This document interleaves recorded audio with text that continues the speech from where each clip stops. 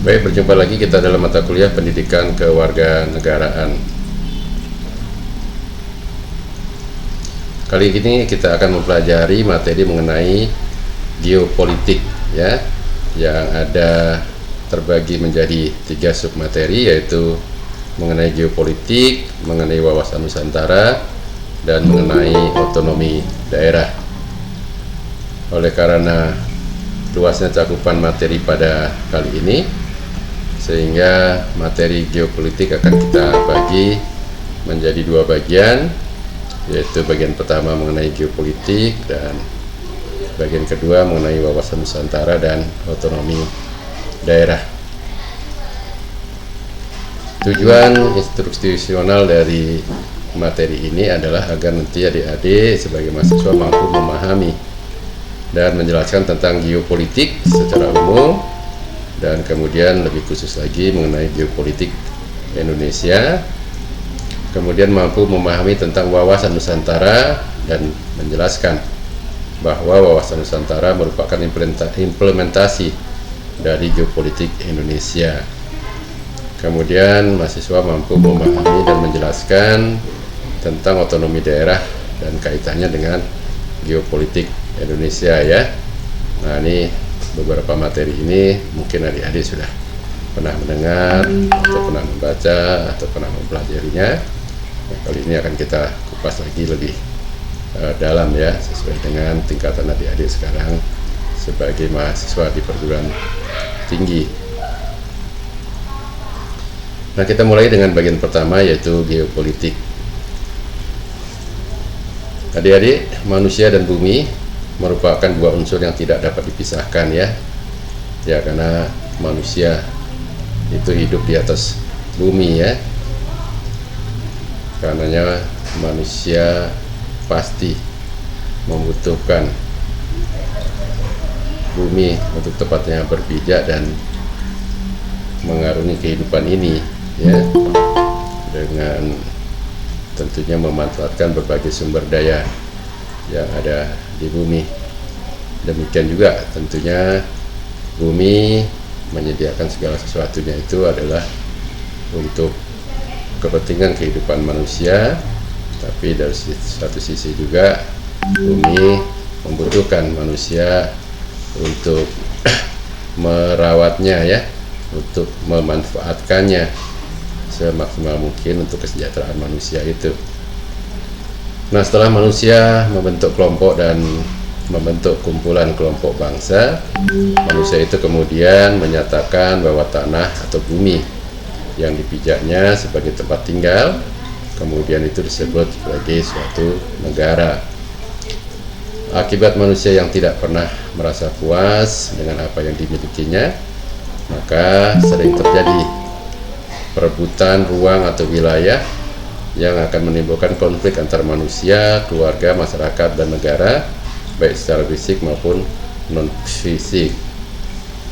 Nah, untuk dapat mempertahankan ruang wilayahnya, ruang wilayah hidupnya dalam konteks kehidupan berbangsa dan bernegara, maka bangsa harus memiliki kesatuan cara pandang yang dikenal dengan wawasan nasional ya. Jadi karena kita hidup dalam suatu bangsa, dalam suatu negara, nah itu yang diperlukan adalah persamaan cara pandang kita ya.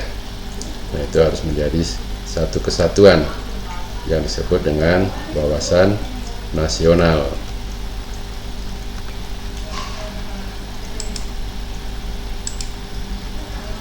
Konsep wawasan bangsa tentang wilayah itu dimulai dikembangkan pada akhir abad ke-19 dan pada awal abad ke-20 Masehi sebagai geopolitik ya. Jadi wawasan nasional, wawasan bangsa itu tentang wilayah, itu kemudian dikenalkan dengan sebutan sebagai geopolitik ya. Yang mulanya itu membahas geografi ya, geografi itu bentuk permukaan bumi ya, dari sisi politik.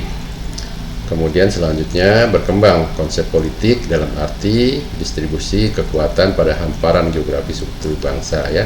Nah, itu jadi setelah kita tahu ya keadaan geografi, nah bagaimana kita eh, melakukan distribusi kekuatan ya pada hamparan itu sebagai sesuatu yang harus kita jaga, harus kita lindungi ya, untuk kepentingan masyarakat, bangsa dan negara. Nah, membahas masalah wawasan nasional suatu bangsa, di samping membahas sejarah terjadinya, tentunya juga akan dibahas pula tentang teori geopolitik dan implementasinya. Konsep wawasan nasional setiap bangsa itu pasti berbeda ya adik-adik. Nah, itu banyak dipengaruhi atau bergantung kepada sejarahnya ya, kemudian apa yang menjadi pandangan hidupnya, terus apa yang menjadi ideologinya ya.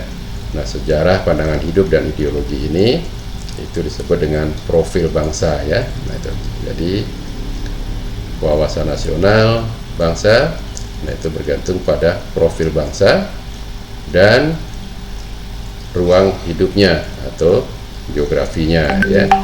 Jadi ada 4 sebenarnya yang menentukan atau bentuk suatu konsep wawasan nasional dari suatu bangsa ya, yaitu profil bangsanya, menyangkut sejarah, pandangan hidup dan ideologinya.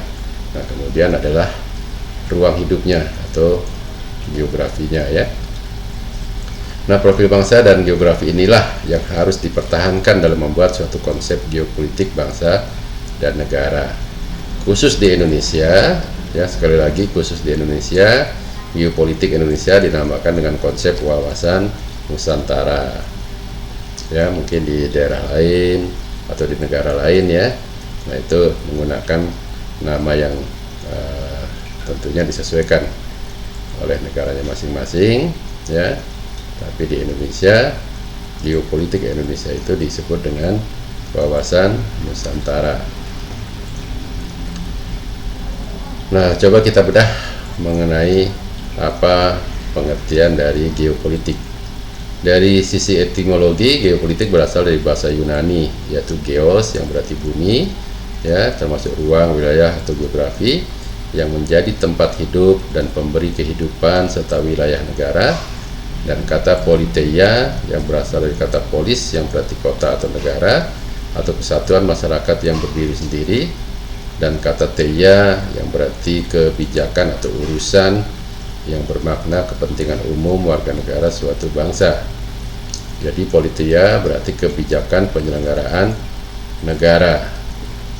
Sehingga geopolitik itu dapat diartikan sebagai sistem politik atau peraturan-peraturan dalam wujud kebijaksanaan dan strategi nasional yang didorong oleh aspirasi nasional geografik ya, yakni kepentingannya titik beratnya itu terletak pada pertimbangan geografi, wilayah atau teritorial dalam arti luas dari suatu negara, yang apabila dilaksanakan dan berhasil, nah itu akan berdampak langsung atau tidak langsung pada sistem politik suatu negara ya. Jadi bicara sebagai suatu geopolitik itu merupakan suatu sistem politik atau peraturan-peraturan ya, wujudnya adalah suatu kebijakan atau strategi nasional ya. Jadi kalau kita perhatikan adik-adik, semua peraturan ya, perundang-undangan itu, nah itu isinya kebijakan dan strategi ya nasional ya. Nah, itu tentunya dikaitkan dengan kondisi geografis dari negara yang bersangkutan. Nah, dalam rangka tentunya ya mencapai tujuan dari negara itu ya.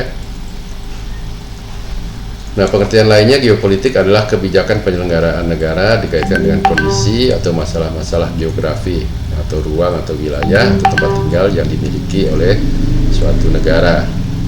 Nah, sebagai contoh supaya adik-adik bisa mendapatkan gambaran yang lebih faktual, mengapa di daerah perbukitan, nah itu dijadikan sebagai area perkebunan teh ya, misalnya di Bandung ya, di Puncak. Hal ini disebabkan karena teh hanya bisa tumbuh subur di daerah perbukitan dengan hawa yang sejuk, ya tidak bisa hidup di daerah dengan iklim panas. Nah, itu ya. Jadi geopolitiknya ya, sistem politiknya yang berupa tadi kebijakan ya dan strateginya ya, daerah-daerah perbukitan itu yang hawanya sejuk dan tinggi, nah itu dijadikan perkebunan teh ya, seperti itu. Nah, kesimpulannya apa? Bahwa seperti apa kondisi geografis yang dimiliki oleh suatu wilayah, maka akan ditetapkan kebijakan yang disesuaikan dengan kondisi wilayah tersebut. Ya, nah itu inti dari geopolitik ya. Nah, jadi sistem politik ya, kebijakan dan strategi nasional yang disesuaikan dengan kondisi setempat ya. Nah, itu juga kalau misalnya di Bali ya, misalnya di daerah Jatiluwih, nah itu dijadikan sentra padi ya, karena di sana subaknya, pengairannya bagus ya. Nah, misalnya di daerah mana Gianyar ya, di Batuan itu sentra bambu ya, dan seterusnya. Nah, itu disesuaikan ya dengan kondisi geografis yang ada, apa yang menjadi kekhasan di tempat yang bersangkutan, dan itulah kemudian dikembangkan kegiatan-kegiatan ya yang bisa tentunya nanti berdampak ya secara nasional untuk meningkatkan kesejahteraan atau mencapai tujuan dari bangsa dan negara yang bersangkutan. Nah, kemudian coba kita lihat apa saja yang menjadi unsur-unsur geopolitik ya. Istilah geopolitik yang semula sebagai ilmu bumi politik kemudian berkembang menjadi pengetahuan tentang sesuatu yang berhubungan dengan konstelasi ciri khas negara ya. Itu akan berkaitan dengan bentuk, luas, letak, iklim, dan sumber daya alam. Teori geopolitik ini kemudian berkembang menjadi konsepsi wawasan nasional bangsa ya. Oleh karena itu, wawasan nasional bangsa selalu mengacu pada geopolitik. Geopolitik memiliki unsur-unsur yang tidak bisa dilepaskan dengan kondisi yang dimiliki oleh suatu negara ya. Nah, unsur-unsur dari geopolitik yang pertama adalah tentunya ruang atau wilayah ya. Ruang merupakan dinamika politik dan militer, dan disebut juga kombinasi dari ruang dan kekuatan ya. Jadi bicara ruang, nah itu di sana ada dinamika politik dan militer. Politik itu adalah sistem politik penguasaannya ya, berkaitan dengan batas-batas negara dan sebagainya. Nah, dari sisi militer, nah itu ada konsep perlindungan ya, kekuatan yang harus bisa menjaga seluruh wilayah yang ada. Nah, sehingga disebut juga sebagai kombinasi ruang dan kekuatan. Realitanya, kekuasaan politik selalu menghendaki penguasaan ruang. Sebaliknya, penguasaan ruang secara de facto dan de jure akan memberikan legitimasi kekuasaan politik ya. Jadi pasti ya, kekuasaan politik, batas-batas negara, nah itu pasti otomatis menghendaki adanya penguasaan ruang. Nah, kalau kita bicara penguasaan ruang, de facto dan de jure juga akan memberikan legitimasi ya, bagaimana kekuasaan politik itu bisa dijalankan.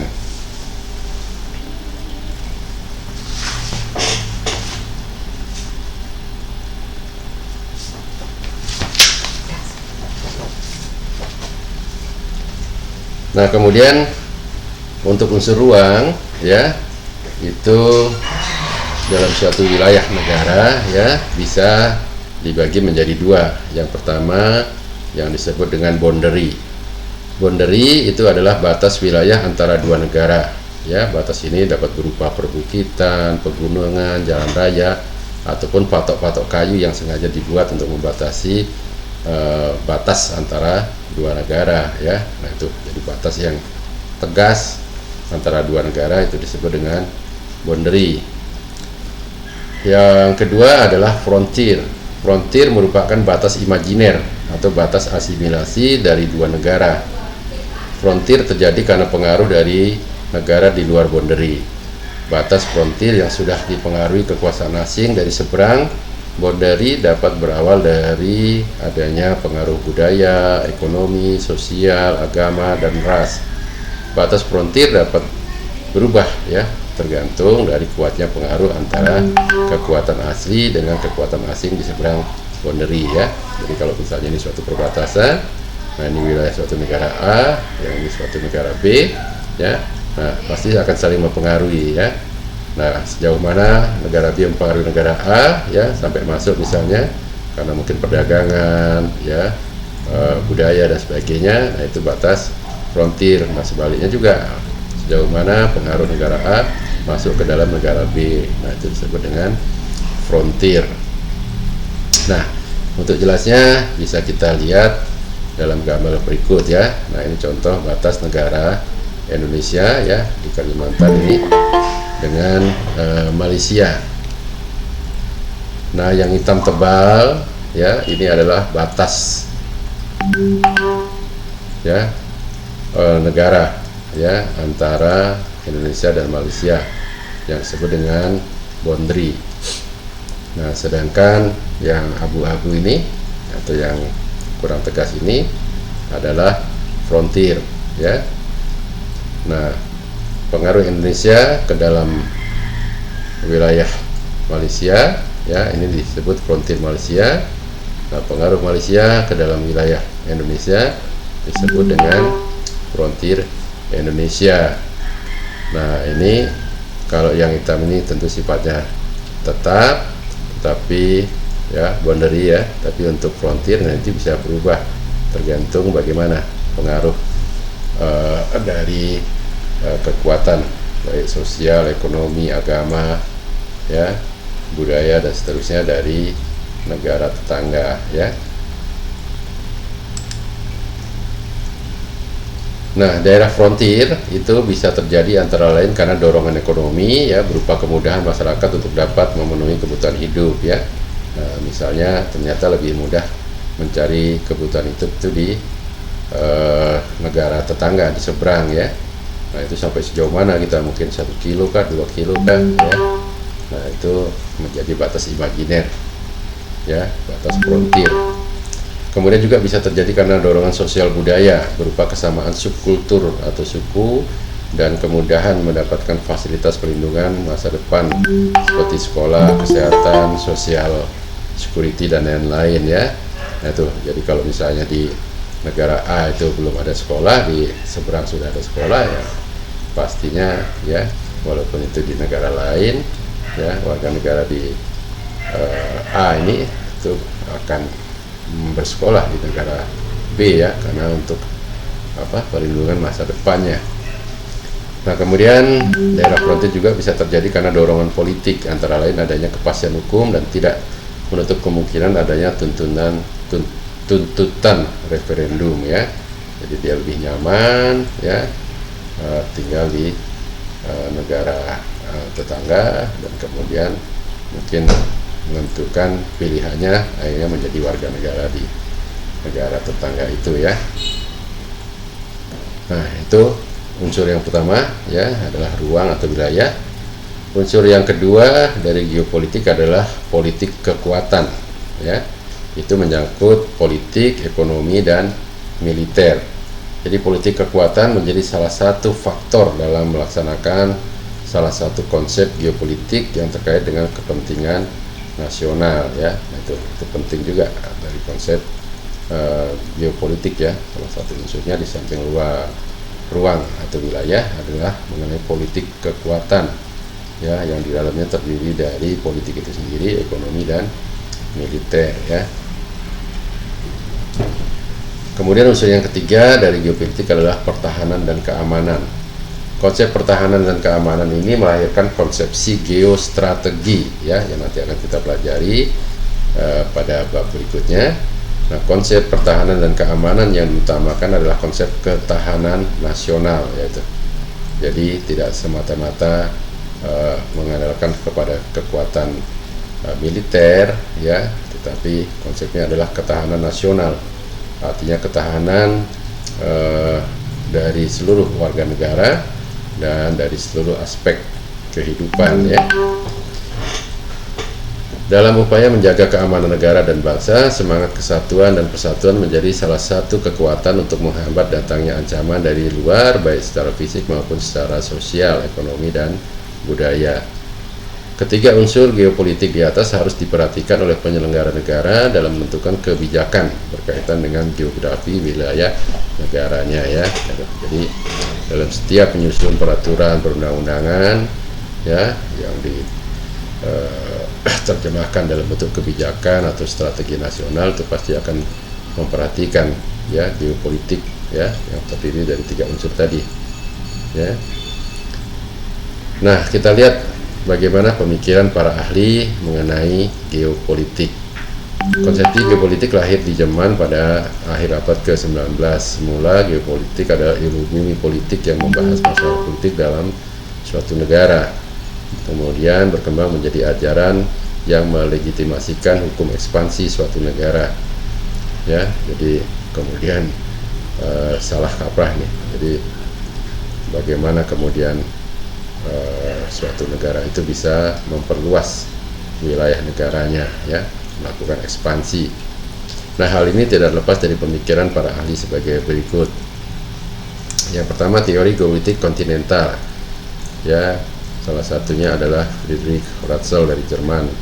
Melalui karyanya yang berjudul Political Geography atau ilmu bumi politik yang mempelajari fenomena geografi dari aspek politik, teori yang dikemukakannya adalah teori ruang yang dalam konsepsinya dipengaruhi oleh ahli biologi Charles Darwin.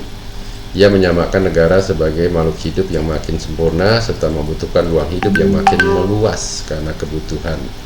Dalam teorinya, bahwa bangsa yang berbudaya tinggi akan membutuhkan sumber daya yang tinggi dan akhirnya mendesak wilayah bangsa yang primitif ya. Nah, ini salah satu pemikiran yang mendasari ya. Seperti dulu mungkin Jerman ya, Belanda, Portugis ya, Spanyol, nah itu mengembangkan wilayahnya sampai ke Nusantara, ke Indonesia ya, yang sempat dijajah oleh mereka. Yang kedua, kita lihat pemikiran atau teori dari Rudolf Kegelen ya, dari Swedia. Melalui karyanya berjudul Geografi Political, melahirkan suatu ilmu geopolitik yang mempelajari fenomena politik dari aspek geografi. Rudolf Kegelen melahirkan teori kekuatan yang pada pokoknya menyatakan bahwa negara adalah satuan politik yang menyeluruh serta sebagai satuan biologis yang memiliki intelektualitas. Dengan kekuatannya itu, ia mampu mengeksploitasi negara primitif agar negaranya dapat swasembada. Kegelen mendukung teori Ratzel. Beberapa pemikir sering menyebutnya sebagai Darwinisme sosial ya. Jadi hampir sama pemikirannya ya. Kalau Rudolf Kegelen itu teorinya lebih dikenal dengan teori kekuatan ya. Pada prinsipnya mengeksploitasi bangsa primitif untuk memenuhi kebutuhan dari negara atau bangsa yang bersangkutan ya. Kemudian ada Karl Haushofer dari Jerman, melahirkan teori pan-regional atau 4 kekuasaan dunia. Teori ini menyatakan bahwa untuk menjadi jaya ya suatu negara itu, suatu bangsa harus mampu menguasai benua-benua di dunia. Ia berpendapat bahwa pada hakikatnya dunia dapat dibagi atas 4 kawasan benua atau pan-region. Teori ruang dan kekuatan merupakan hasil penelitiannya, yaitu Lebensraum atau ruang hidup yang cukup, kemudian autarki ya, bisa bersuasembada, dan yang ketiga dunia dibagi menjadi 4 region. Tiap region dipimpin oleh satu bangsa atau nation yang unggul, yaitu Pan Amerika, Pan Asia Timur, Pan Rusia India, dan Pan Eropa Afrika. Dari pembagian daerah inilah dapat dikenal percaturan politik masa lalu ya dan masa depan. Haushofer yang pernah menjadi atasé militer di Jepang dan meramalkan bahwa Jepang akan menjadi negara yang jaya di dunia ya. Nah, itu Jepang kan jadi Pan Asia Timur ya. Nah, pengaruh Haushofer menjelang Perang Dunia II itu sangat besar di Jerman ataupun di Jepang. Semboyan March und Order di Jerman itu menjadi doktrin Fukoku Kyohei. Ya, di Jepang melandasi pembangunan kekuatan angkatan perang kedua negara tersebut menjelang Perang Dunia Kedua ya. Kita lihat tuh Perang Dunia Kedua itu Jepang ya melawan sekutu. Jepang mewakili kekuatan di Asia Ya, sekutu mewakili kekuatan di Eropa dan Amerika ya.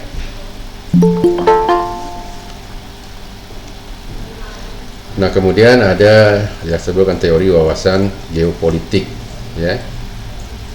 Selanjutnya masih ada beberapa pandangan geopolitik lain, akan tetapi cenderung menunjukkan kepada suatu wawasan, yaitu yang disebut dengan wawasan benua.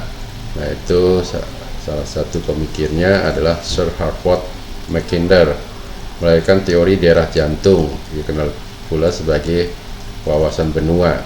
Dalam teori ahli geografi ini mungkin terkandung maksud agar negara lain selalu berpaling kepada pembentukan kekuatan darat ya, karena bicara wawasan benua. Jadi angkatan darat itu menjadi kekuatan yang harus dibentuk ya. Dengan demikian tidak mengganggu pengembangan armada laut Inggris. Teorinya dapat disimpulkan sebagai berikut. Yang pertama, dunia terdiri dari 9/12 air, 2/12 pulau dunia ya, seperti di Eropa, Asia, Afrika, dan serta sisanya 1/12 adalah pulau-pulau lainnya. B, daerah terdiri dari daerah jantung atau heartland terletak di pulau dunia, yaitu Rusia, Siberia, sebagian Mongolia, daerah bulan sabit dalam ya, inner crescent, meliputi Eropa Barat, Eropa Selatan, Timur Tengah, Asia Selatan, Asia Timur, serta bulan sabit luar atau outer crescent yang meliputi Afrika, Australia, Amerika, dan benua baru. C, apabila suatu negara ingin menguasai dunia, harus menguasai dunia jantung ya, meliputi Afrika, Australia, menguasai dunia jantung ya. Nah, itu diperlukan suatu kekuatan darat yang memadai ya. Nah, kita tahu dunia jantung itu heartland itu ada di pulau dunia, yaitu Rusia, Siberia, sebagian Mongolia. Nah, itu adalah daerah jantung ya. Teori geopolitik Mackinder ini dapat disimpulkan sebagai berikut. What rule is Europe commands the heartland, who rule the heartland commands the wood island, who rules the wood island command the wood ya, gitu ya. Itu jadi siapa yang menguasai Eropa ya, itu menguasai daerah jantung. Siapa yang menguasai daerah jantung, dia akan menguasai Wood Island ya, pulau dunia. Siapa yang menguasai pulau dunia, dia akan menguasai dunia itu ya. Nah, kemudian juga ada yang disebut dengan wawasan bahari ya. Jadi kalau tadi wawasan benua mendasarkan kekuatannya di darat, nah wawasan bahari, nah tentunya ke wilayah laut atau maritim ya. Nah, ini dipelopori oleh Sir Walter Raleigh dan Alfred T. Mahan, melahirkan teori kekuatan maritim yang direncanakan oleh Raleigh bertepatan dengan kebangkitan armada Inggris dan Belanda yang ditandai dengan kemajuan teknologi perkapalan dan pelabuhan setelah semangat perdagangan yang tidak lagi mencari emas dan sutra di timur ya. Jadi kita tahu dulu ya, armada maritim dari Inggris dan Belanda ini ya, nah, itu bisa melalang buana keliling dunia ya, mencari tempat-tempat daerah-daerah baru untuk mencari rempah-rempah dan kekayaan alam lainnya ya. Nah, pada masa ini pula lahir pemikiran hukum laut internasional yang berlaku sampai tahun 1994 setelah UNCLOS 1982 disetujui melalui sidang umum PBB. Sir Raleigh itu menyatakan siapa yang kuasai laut akan menguasai perdagangan dunia, kekayaan, dan akhirnya menguasai dunia. Karena itu ia harus memiliki armada laut yang kuat. Sebagai tindak lanjut, maka Inggris berusaha menguasai pantai-pantai benua, paling tidak menyewanya ya. Jadi banyak juga pantai-pantai yang kemudian disewa oleh Inggris sebagai pelabuhannya ya. Sedangkan Alfred T. Mahan menyatakan laut untuk kehidupan, sumber daya alam banyak terdapat di laut, maka harus dibangun armada laut yang kuat untuk menjaganya. Menurut Mahan, di samping hal tersebut juga perlu diperhatikan masalah akses ke laut dan jumlah penduduk, karena faktor ini juga akan memungkinkan kemampuan industri untuk kemandirian suatu bangsa dan negara. Nah, kemudian yang ketiga ada wawasan dirgantara ya. Nah, kita Dari namanya sudah bisa terbayangkan, dirgantara berarti udara ya. Nah, ini dipelopori oleh Giulio Douhet ya dan William Mitchell. Awal abad ke-20 merupakan kebangkitan ilmu pengetahuan penerbangan. Kedua orang ini mencita-citakan berdirinya angkatan udara. Dalam teorinya disebutkan bahwa kekuatan udara itu mampu beroperasi hingga belakang awan ya, jadi di balik awan sana bisa jauh sekali.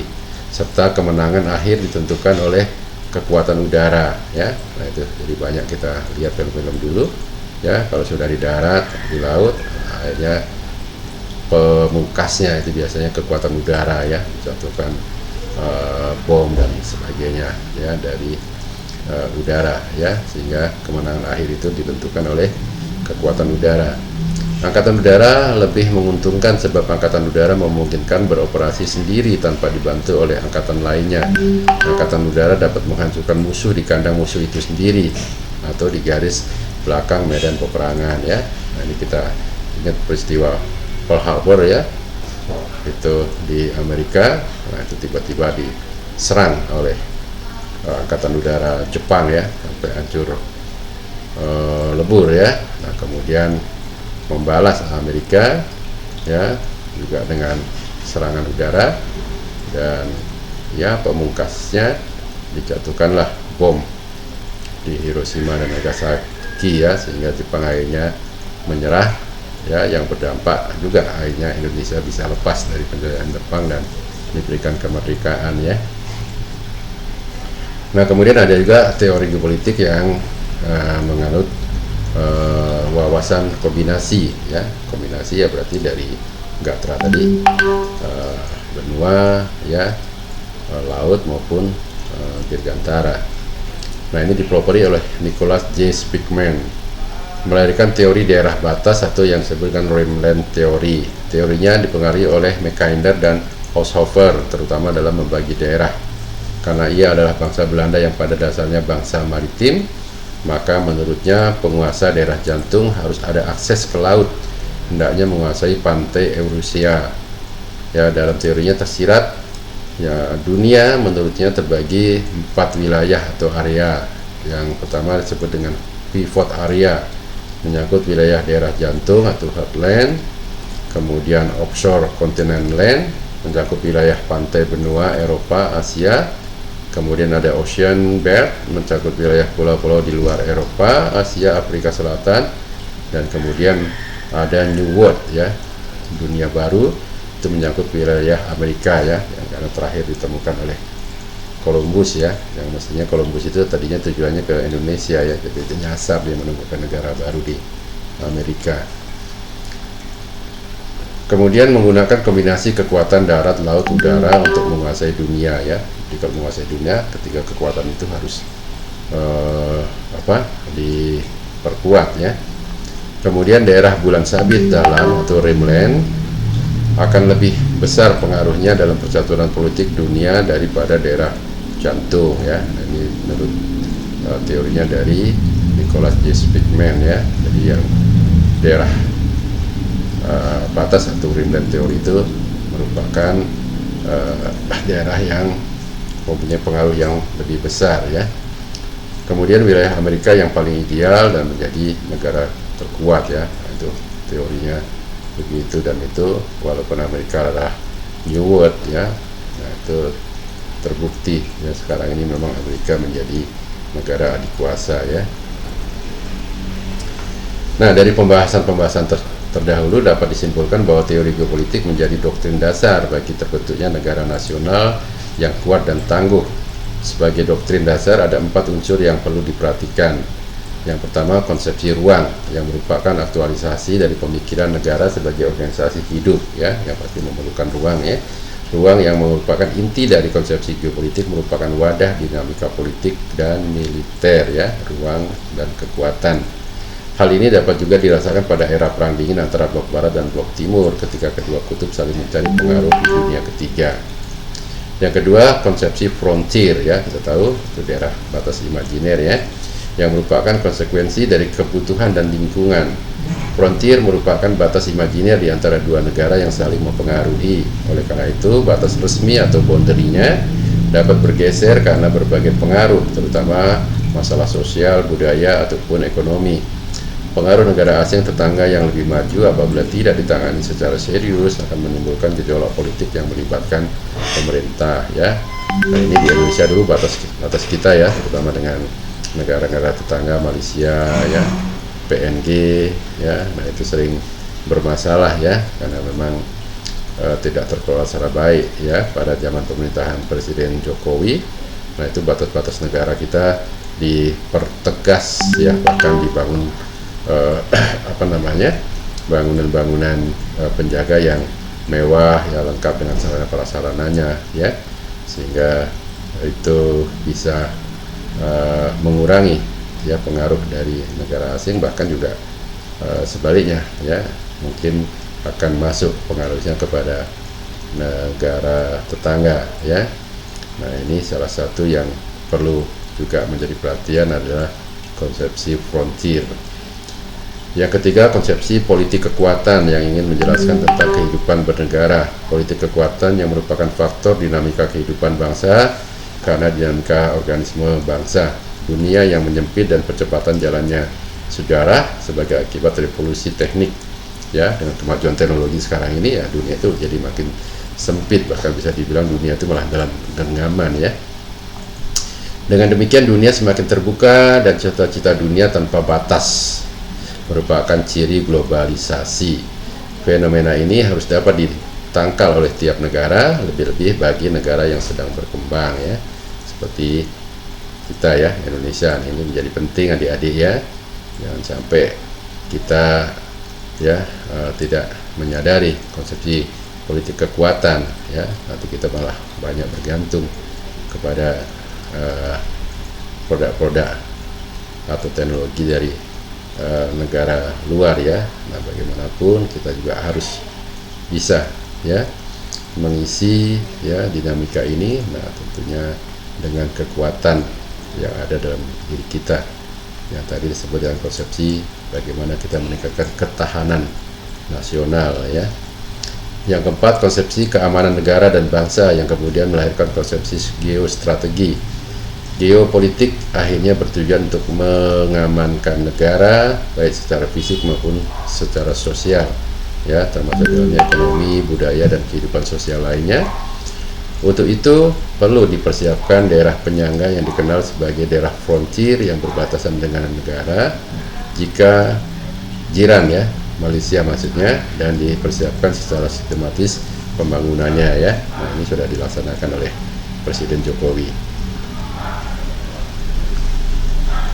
Nah, kemudian kita pelajari kaitan antara geopolitik dan hukum kewilayahannya, ya. Yang pertama ada hukum laut dan perkembangannya. Perkembangan sejarah hukum laut tidak lepas dari kemajuan teknologi maritim, ya, perkapalan dan kepelabuhan Belanda dan Inggris serta orientasi komoditi perdagangan dunia.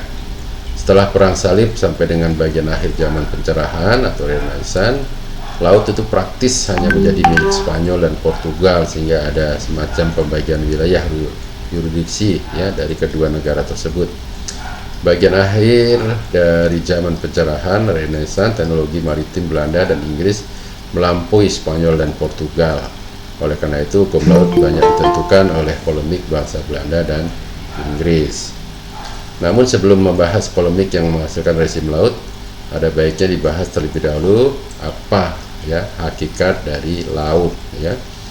Hakikat laut adalah pertama itu bebas, merdeka, ya, dan bergerak serta relatif tetap dan tidak mudah dirusak. Yang kedua, datar dan terbuka serta tidak dapat dipakai untuk bersembunyi. Yang ketiga, tidak dapat dikuasai secara mutlak, ya, tidak dapat dikapling-kapling, ya, seperti di daratan atau tanah, kemudian juga sulit diberi tanda. Yang keempat, media untuk bermacam-macam alat angkut, terutama yang bervolume besar, ya, kapal-kapal tanker dan sebagainya, ya. Dari hakikat tersebut muncul falsafah hukum laut yang berbuntut pada perebutan wilayah laut, yakni res nullius, yang menyatakan laut itu tidak ada yang memiliki, karena itu dapat diambil dan dimiliki oleh setiap negara. Nah, tentunya untuk bisa memiliki, ya, harus mempunyai kekuatan armada laut, ya, atau maritim yang memadai.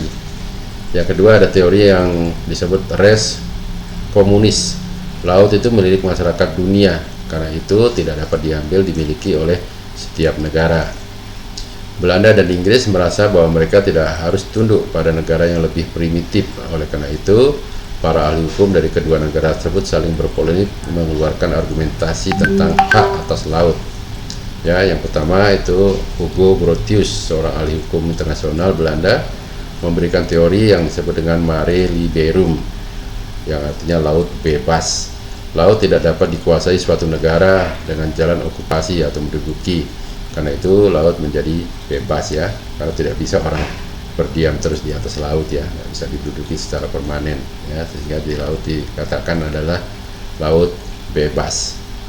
Nah, kemudian ada John Sheldon, seorang ahli hukum Inggris yang pada tahun 1635 menulis tentang hukum laut dengan judul Mare Clausum atau hak kuasa laut, sebagai jawaban atas teori Grotius tadi ya. Menurutnya setiap negara itu dapat menguasai laut ya. Nah, caranya adalah hak kuasa atas laut ya. Nah, nanti akan kita sampai juga ke sana ya, tentunya sejauh mana bisa laut itu dikuasai dari daratan dari suatu negara ya. Nah, sebagai koreksi atas tulisan tersebut di atas, Grotius memuat argumen bahwa laut wilayah dapat dimiliki sepanjang dapat dikuasai dari darat. Ini berarti laut hanya dimiliki oleh negara pantai. Selanjutnya, Sheldon menginginkan adanya hak lintas damai bagi kapal-kapal dengan alasan untuk membeli suplai segar ya dari negara-negara pantai.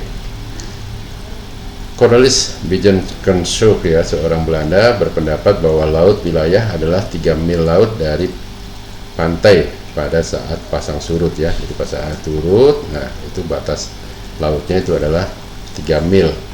Argumentasi ini didasari bahwa jangkauan meriam kurang lebih 3 mil ya, karena pada saat itu meriam ya untuk menjaga ruang ya wilayah suatu negara itu dengan menguasai laut itu ya hanya bisa menembakkan 3 mil ya. Nah, selepas itu sudah laut bebas lagi.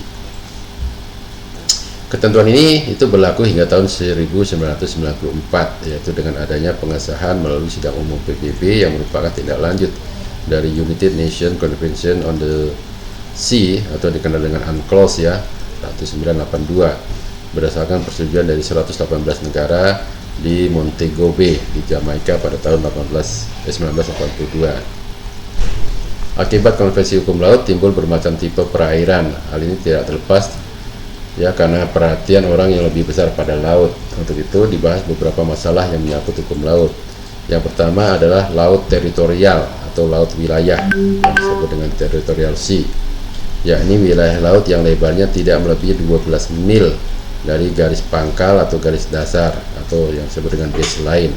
Garis dasar adalah garis yang menghubungkan titik-titik terluar pulau terluar ya. Nah, itu jadi suatu negara, nah ini baik negara pantai ataupun negara kepulauan, nah itu disepakati dulu baseline-nya di mana. Nah, itu kemudian wilayah lautnya itu 12 mil ya dari garis dasar tersebut. Nah, itu disebut dengan laut teritorial. Kemudian yang kedua ada perairan pedalaman atau internal waters ya, yaitu wilayah laut sebelah dalam dari daratan atau sebelah dalam dari garis pantai negara pantai yang mempunyai kedaulatan penuh ya. Nah, itu masuk ke dalam perairan internal. Yang ketiga zona tambahan atau contiguous zone, yaitu wilayah laut yang lebarnya tidak boleh melebihi 12 mil dari laut teritorial, merupakan wilayah negara pantai untuk melakukan pengawasan pabean, fiskal, imigrasi, serta sanitasi dalam wilayah laut teritorial ya. Nah, itu jadi kalau tadi laut teritorial itu 12 mil, nah tentunya harus ada tempat transisi ya. Nah, itu disebut dengan zona tambahan ya, contiguous zone ya, dimana di zona tambahan ini ya itu untuk melakukan, jadi nanti kalau ada kapal lain yang mau masuk, nah dia menjaga di situ ya untuk kepabean, fiskal dan sebagainya. Kemudian ada zona ekonomi eksklusif atau sering disingkat ZEE ya, Exclusive Economic Zone, yaitu wilayah laut yang tidak melebihi 200 mil dari garis pantai negara yang bersangkutan mempunyai hak berdaulat untuk kepentingan eksplorasi dan eksploitasi, konservasi dan pengelolaan sumber daya kekayaan hayati perairan, ya. Nah itu, jadi di sana boleh kita mengambil manfaat dari lautnya, ya, menangkap ikan dan sebagainya. Nah itu adalah zona ekonomi eksklusif. Yang kelima ada landas kontinen atau continental shelf, ya, yang merupakan wilayah laut negara pantai meliputi dasar laut dan tanah di bawahnya, terletak di luar laut teritorial sepanjang merupakan kelanjutan alamiah dari wilayah.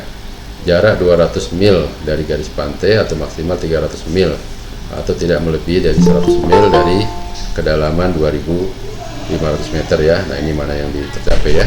Kita tahu adik-adik, pulau itu kan tidak rata begini, ya. Jadi dia ada lautnya pantai terus sampai ke dalam, ya. Nah itu bisa sampai 200 mil, ya, atau maksimal 300 mil, atau kedalamannya tidak melebihi 100 mil dari kedalaman 2.500 meter. Jadi setelah 2.500 meter lihat kedalamannya itu tidak boleh melebihi dari 100 mil. Yang keenam itu adalah laut lepas, ya, atau yang disebut dengan high seas, dikenal sebagai laut bebas atau laut internasional. Ya, ini wilayah laut, ya, di luar 200 mil dari garis pangkal, ya. Jadi setelah 200 mil, nah itu merupakan laut bebas, ya. Nah dengan adanya ketentuan di atas, negara lain menuntut beberapa hak yang sebenarnya adalah jaminan dari negara kepulauan, antara lain lintas berlayar, bernavigasi melalui laut teritorial, termasuk masuk dan keluar perairan pedalaman untuk singgah di suatu pelabuhan. Yang kedua, lintas damai, ya, bernavigasi melalui laut teritorial suatu negara sepanjang tidak merugikan kedamaian, ketertiban dan keamanan negara yang bersangkutan, ya. Nah, contohnya dari misalnya Asia mau ke mana, ke Australia, mau tidak mau, ya, lewat laut teritorial Indonesia, ya. Nah itu selama memang memenuhi persyaratan yang ditentukan, ya, itu ada lintas damai, ya, boleh melalui laut teritorial yang sebenarnya adalah kedaulatan dari Indonesia. Kemudian ada lintas transit, ya, bernavigasi melintasi pada selat yang digunakan untuk pelayaran internasional antara laut lepas, ya. Nah itu antara dua negara yang berdekatan, ya, itu ada selat, ya. Nah itu juga diberikan lintas transit. Kemudian ada alur laut kepulauan, ya, alur laut ditentukan oleh negara kepulauan untuk alur laut dan jalur penerbangan di atasnya yang cocok digunakan untuk lintas kapal dan lintas pesawat terbang asing. Kemudian ada alur yang ditentukan dengan merangkai garis sumbu pada peta. Kapal dan pesawat terbang tidak boleh melintas lebih dari 20 mil kiri dan kanan dari garis sumbu, ya. Nanti akan kita lihat petanya.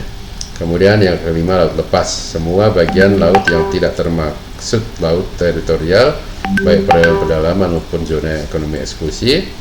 Laut terbuka untuk semua negara, baik berpantai maupun tidak berpantai, ya. Bahkan negara yang tidak berpantai pun, ya, negara yang lockland, ya, nah itu juga berhak untuk menikmati laut terbuka. Kemudian laut untuk laut lepas, semua negara itu berhak berlayar, ya, terbang riset ilmiah dan menangkap ikan. Nah ini contoh gambaran peta perairan Nusantara, ya, dengan laut teritorialnya, batas landas kontinen dan batas ZEE, ya. Jadi kalau kita lihat, ya, nah ini contoh-contoh pulau-pulau terluar. Nah ini ada bis lainnya, ya, garis dasarnya. Nah ini garis dasarnya, ya. Nah ini juga yang di sebelah selatan. Nah ini garis dasarnya dari titik-titik pulau terluar, ya. Nah ini, nah kemudian dari garis baseline ini 12 mil. Nah itu adalah laut teritorial, ya, batas laut teritorial, ya. Nah tentunya kalau kita ada selat begini, ya, dia menjadi sempit, ya, jadi ada lintas transit tadi bersama-sama, ya. Kemudian nah ini ada batas landas kontinennya, ya. Nah kemudian ada batas zona ekonomi eksklusif. Nah ini kita sama juga batas wilayah perairan laut di Indonesia, ya. Jadi ini baseline-nya. Nah ini teritorial Indonesia disebut dengan laut Indonesia, ya. Nah, ini laut Jawa, ini ada Laut Sulawesi, ya. Nah, kemudian ini ada Samudra Hindia, ya, sudah menjadi laut lepas, ya. Nah, kalau kita potong, nah, kelihatan seperti ini. Jadi ini garis pantai, ya, garis baseline-nya tadi. Nah, itu laut teritorial. Nah, ini 12 mil, ya, dari garis pantai ini. Titik terluarnya 12 mil, ini adalah laut teritorial, kedalaman penuh, ya, sampai berapapun kedalamannya itu adalah hak teritorial, ya, dari negara pantai tentunya. Nah, kemudian zona ekonomi eksklusif itu 200 mil atau maksimal 300 mil dengan landasan benua. Nah, ini landas benuanya, ya. Kita cari yang mana yang menjadi zona ekonomi eksklusif, yang merupakan hak eksklusif ekonomi negara pantai, ya. Nanti tapi tidak ada hak politis, ya. Ini bukan batas negara tapi hanya hak ekonomi eksklusif, ya. Nah, kemudian di luar ini, ya, nah itu udah laut lepas, ya. Nah, bagaimana eksplorasi di laut lepas ini? Eksploitasinya diatur oleh Badan Otorita Internasional, ya, itu dari berbagai negara, ya, membentuk aturan itu. Nah, kita lihat, ya, kita pengeboran minyak di lepas pantai, nah itu pasti masih di dalam batas zona ekonomi eksklusif, ya. Di sini kita bisa memanfaatkan semua sumber ekonomi yang ada, baik dari dalam perairan maupun dari landas kontinen yang ada di bawah perairan, ya, mencari ikan, ya, mencari minyak dan seterusnya.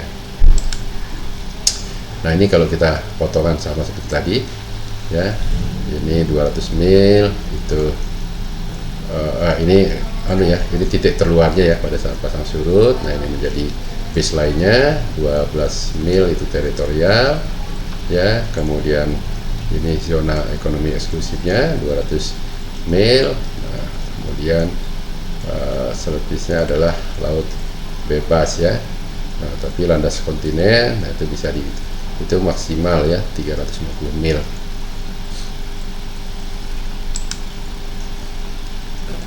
Nah, itu adalah hukum laut. Nah, kemudian kita lihat hukum dirgantara dan perkembangannya, ya. Ruang dirgantara juga dapat dibagi menjadi dua bagian, yaitu ruang udara dan ruang antariksa, ya. Jadi ruang udara dan ruang di atas atmosfer itu ruang antariksa.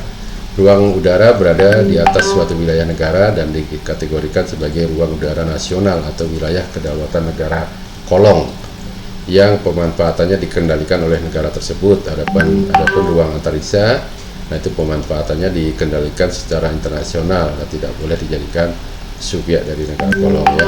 Jadi batas kekuasaan kita itu hanya batas sampai ruang udara, ya. Begitu dari antariksa, nah itu diatur secara bersama-sama.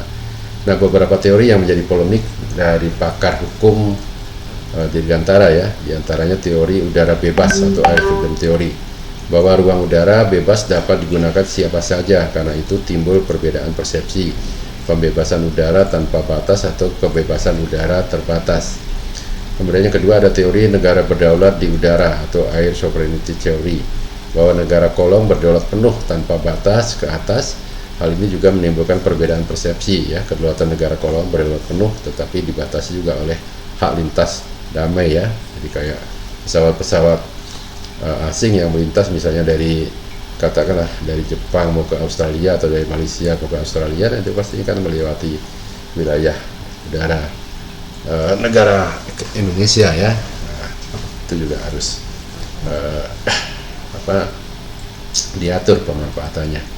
Kemudian tiga, masalah ketinggian. Sampai kini masih belum ada kesepakatan, ya. Tahun 1910 pernah ditentukan batas ketinggian itu kurang lebih 500 km. Teori penguasaan Cooper menyatakan bahwa batas ketinggian ditentukan kemampuan teknologi setiap negara. Nah, ya, jadi seberapa jauh teknologi yang dikuasai oleh negara untuk bisa memanfaatkan udara, ya, sampai ketinggian berapa, ya.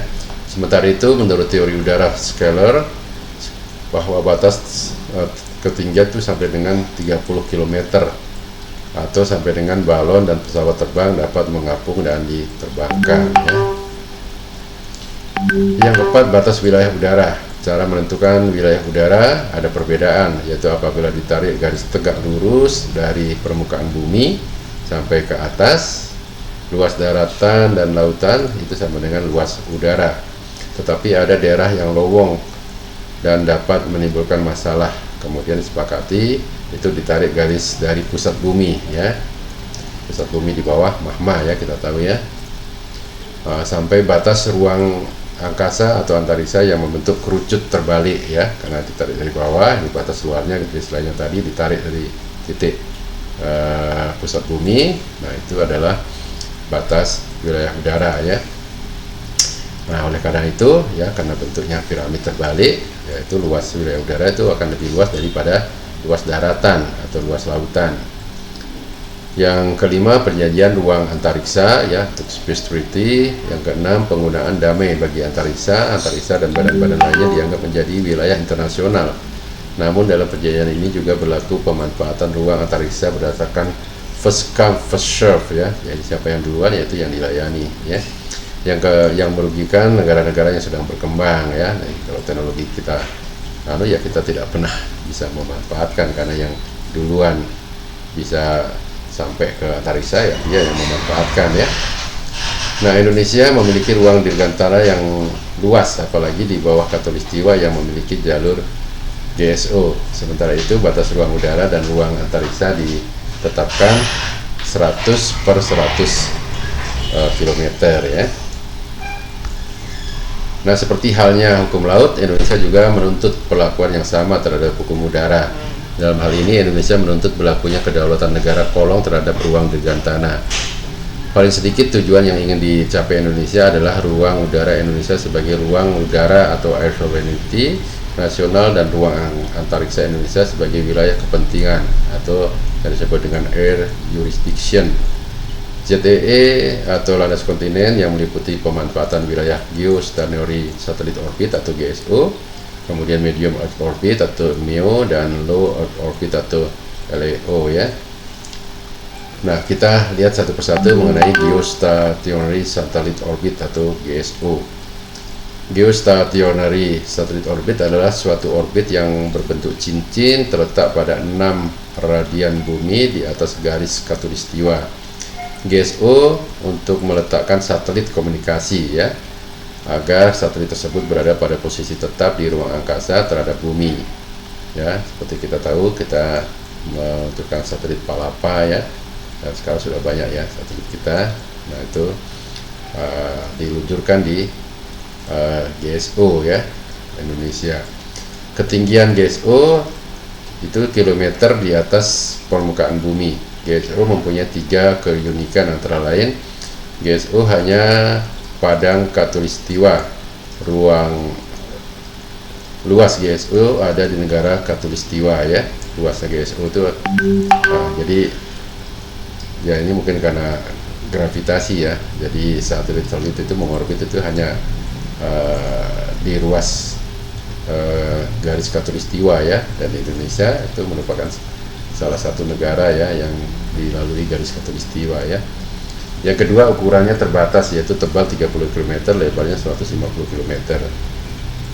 Yang ketiga, satelit pada orbit ini akan mengelilingi bumi dari barat ke timur dengan masa orbit 24 jam atau tepatnya 23 jam 56 menit 4 detik. Panjang garis khatulistiwa Indonesia itu 6.110 km, sedangkan GSO Indonesia itu sepanjang 9.997 km atau 12,5% keliling GSO dunia, ya, khatulistiwa itu. GSO menjadi sumber daya alam yang terbatas, ya. Nah, ini jadi kalau ini permukaan bumi Indonesia, misalnya Pulau Jawa, ya, ini batas kirinya, batas timurnya, batas baratnya, ini batas timurnya, diambil dari titik bumi, ya. Nah, itu sampai ke batas teritorial, ya, laut teritorial, berarti 12 mil dari tadi baseline-nya, ya. Nah, itu ini titiknya dan tarik dari pusat bumi. Nah, inilah ruang wilayah angkasa Indonesia, ya, merupakan wilayah kepentingan dari negara Indonesia, ya. Ya, kalau ada pesawat masuk ke sini, ya, bisa dikejar, ya. di ruang angkasa. Kalau di laut ya, begitu masuk ke teritorial ya bisa tembak ya, ditenggelamkan dulu oleh Menteri Susi ya, seperti itu. Nah, ini adalah ruang angkasa Indonesia atau wilayah kepentingan Indonesia. Nah, di luar ini adalah ruang udara bebas ya, yang di sebelah timur juga menjadi ruang udara bebas ya. Nah, ini jadi dia 24 mil ya, ketinggiannya sampai 200 mil ya, sama di kanan kiri dari batas ruang angkasa. Nah, demikian mengenai geopolitik kita ya, materinya pada hari ini, karena kita sudah mengenali ya, di Indonesia tentunya cukup lengkap ya, sebagai negara kepulauan, ada landas benuanya ya, ada maritimnya ya, ada juga dirgantaranya atau udaranya ya. Nah, mudah-mudahan dengan memahami geopolitik ini, nanti kita bisa menyamakan konsepsi yang mengenai wawasan nasional kita, yaitu cara pandang kita ya, satu kesatuan pandang terhadap geopolitik kita yang disebut dengan wawasan Nusantara ya, dan itu akan kita pelajari pada pertemuan yang akan datang.